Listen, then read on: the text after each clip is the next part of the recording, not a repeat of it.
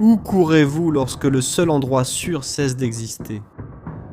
C'est la question que des milliers de soldats russes se posent en ce moment. Parce que le trou dans le sol où ils se cachèrent des drones, vient juste de cesser de fonctionner.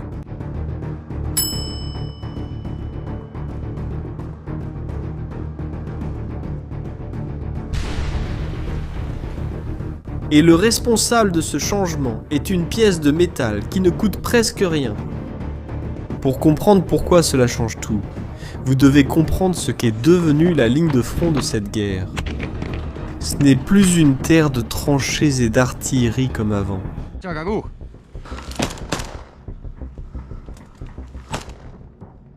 Maintenant, c'est une zone de chasse à ciel ouvert. Aujourd'hui, les drones sont responsables de plus de 80% des pertes russes. Ce chiffre vient du président ukrainien lui-même, Zelensky. Pour vous donner une idée, 8 soldats russes sur 10 qui meurent à cause des drones. Et le soldat russe ne meurt plus lors de l'assaut final. Il meurt en marchant, il meurt en attendant, il meurt au moment où une caméra dans le ciel le repère. Dans certaines des zones les plus chaudes du front, des blogueurs militaires russes estiment que l'espérance de vie d'un soldat d'assaut est de 20 à 35 minutes. Vous avez bien entendu. Ce ne sont pas 5 jours, ce sont 5 minutes. Et ce chiffre vient des chaînes russes elles-mêmes. Et même si ce chiffre n'est pas précis, il révèle quelque chose de réel sur la panique qui s'est installée. Face à ce scénario dangereux, le soldat russe a appris une règle de survie. Quand le drone apparaît, tu descends. Tu te caches dans une cave, tu te couvres. Et la guerre est devenue ça, un effort gigantesque pour se cacher du ciel. Regarde par exemple les routes en Ukraine. Mais de 1000 à 1100 km de routes logistiques couvertes par des tunnels de filets anti-drones. Des filets verts tendus sur des poteaux des deux côtés de la route, formant un couloir continu au-dessus de l'asphalte. Voitures et camions passent en dessous, protégés d'en haut. Et l'Ukraine prévoit d'installer des milliers de kilomètres supplémentaires d'ici la fin de 2026. Les Russes font pareil de l'autre côté. Ils couvrent les routes de filets. Ils se cachent dans les caves des villages et prient pour que la caméra dans le ciel ne les trouve pas. Ils construisent des bunkers avec un toit en rondin et plus de 30 cm de terre par-dessus pour absorber les éclats et l'onde de choc. La terre est devenue la dernière défense. Sous terre, le soldat était en sécurité. Et ça marchait. C'est bien là le point. Pendant longtemps, descendre sous terre, ça marchait. Pas parce que l'abri rendait ses occupants invulnérables, mais parce qu'il était trop coûteux à percer. Pensez à la façon dont l'Ukraine faisait face à une cave remplie d'ennemis. Elle procédait ainsi. Elle envoyait un drone, puis un autre, puis encore un autre. Coup après coup, au même endroit, essayant de creuser un cratère jusqu'à percer le plafond.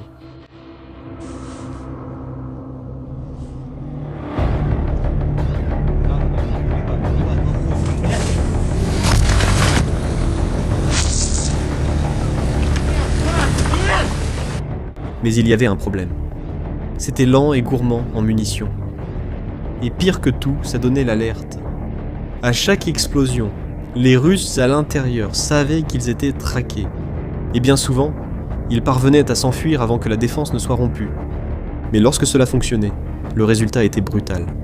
Lors de l'une de ces actions, en direction de Koursk, une unité ukrainienne a attrapé un groupe de 7 soldats russes qui s'étaient réfugiés dans une cave.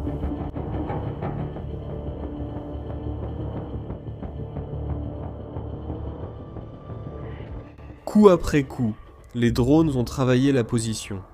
Des 7 qui sont entrés, aucun n'est ressorti. Mais regardez le coût de cela. Il a fallu traquer ce sous-sol spécifique, dépenser drone après drone et avoir la chance que personne ne s'échappe au milieu de l'attaque. C'était efficace mais c'était cher et surtout que c'était lent. Les filets suivaient la même logique. Le drone en vue subjective, celui qui vole directement vers la cible et explose à l'impact, frappe le filet et détonne avant d'atteindre sa cible. Le filet n'a pas besoin d'être solide, il doit juste faire exploser le drone trop tôt. Et l'Ukraine a beaucoup investi dans ce jeu des deux côtés. Ils ont créé des lanceurs de filets portables, conçus uniquement pour attraper les drones en plein vol. L'un d'eux, le Chipa, est un tube jetable qui tire un filet qui s'ouvre en plein vol, s'enroule autour des hélices et fait tomber le drone.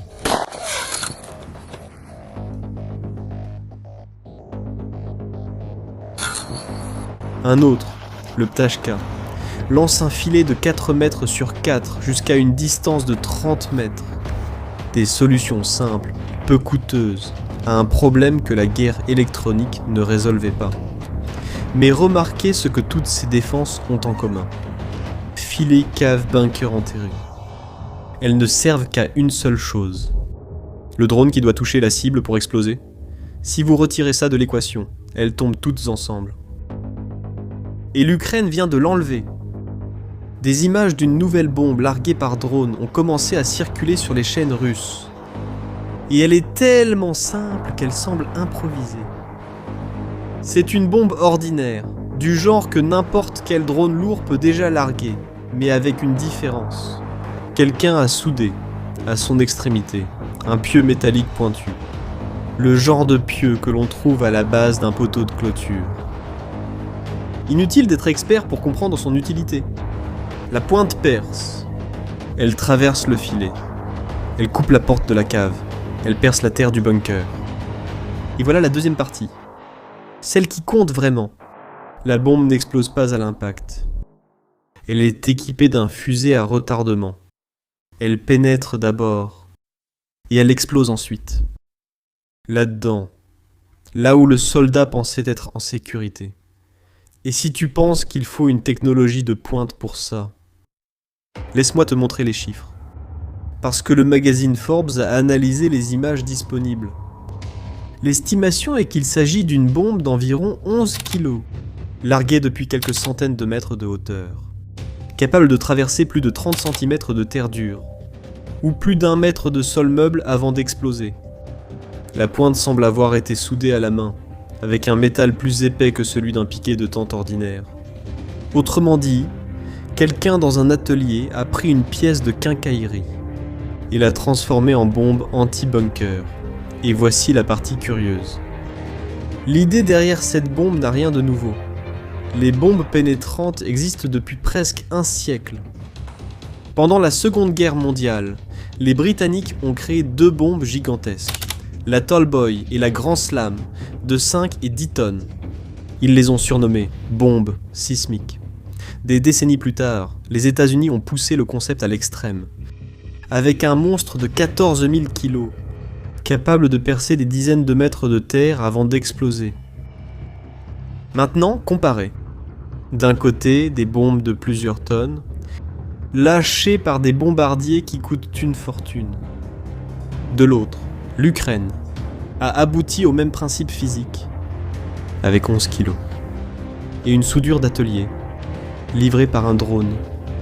Le même concept qui nécessitait l'un des avions les plus chers du monde peut désormais être suspendu sous un drone bon marché. Et il en existe une vidéo. Regardez cette vidéo de drone. Elle montre le viseur verrouillé sur un point au sol, entre des bâtiments détruits. La bombe descend et sur la bande son, une voix crie en russe.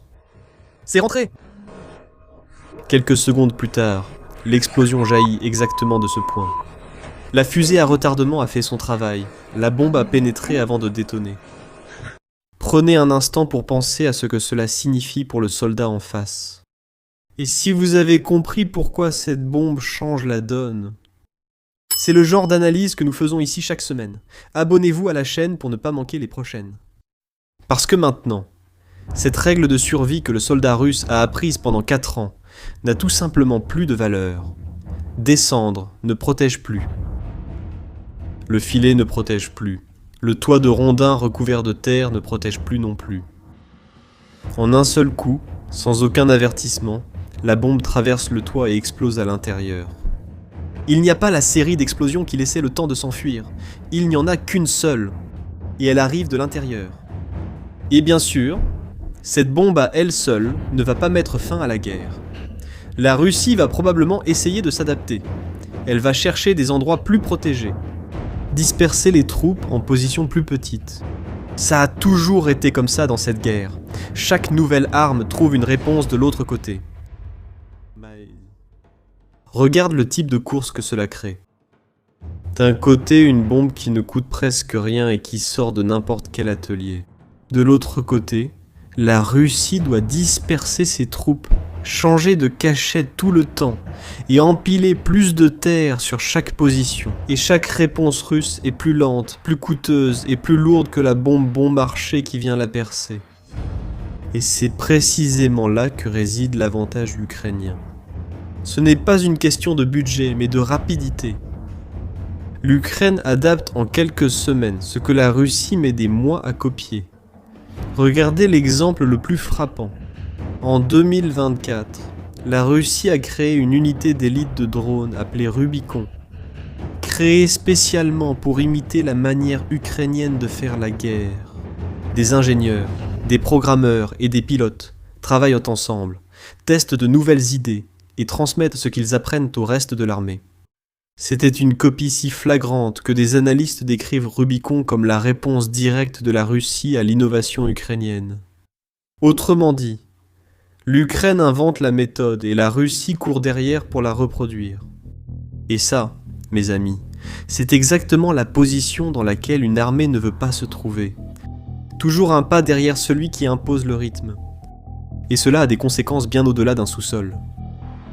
Même en perdant des hommes dans une proportion de 8 pour 1, l'armée russe continue de gagner du terrain à certains endroits de Donetsk, en envoyant de petits groupes d'infiltration dans les lignes ukrainiennes. Mais prendre un morceau de terre, c'est une chose. Tenir ce morceau, c'en est une autre. Jusqu'à présent, lorsqu'un groupe russe prenait une position, il s'enterrait et se défendait. Il creusait, construisait un abri et utilisait cela comme base pour la prochaine avancée. La bombe perforante vise précisément cette étape. Sans un abri résistant, il devient beaucoup plus difficile de tenir ce qui a été conquis.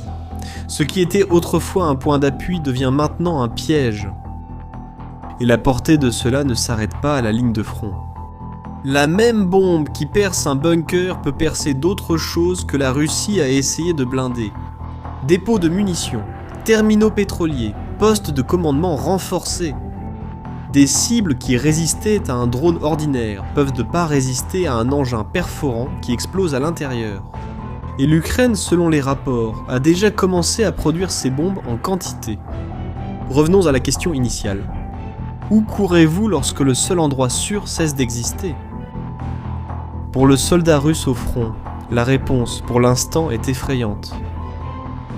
Il n'y a nulle part où fuir. Mais le point principal est celui-ci. Et c'est ce qui rend cette guerre si différente de toutes les autres. Il n'existe pas de défense permanente ici. Aucun mur, aucun filet, aucun bunker ne dure plus que quelques semaines avant qu'apparaisse le truc simple et bon marché qui le perce. La bombe à pieux n'est pas la fin de cette course, ce n'est que le dernier coup.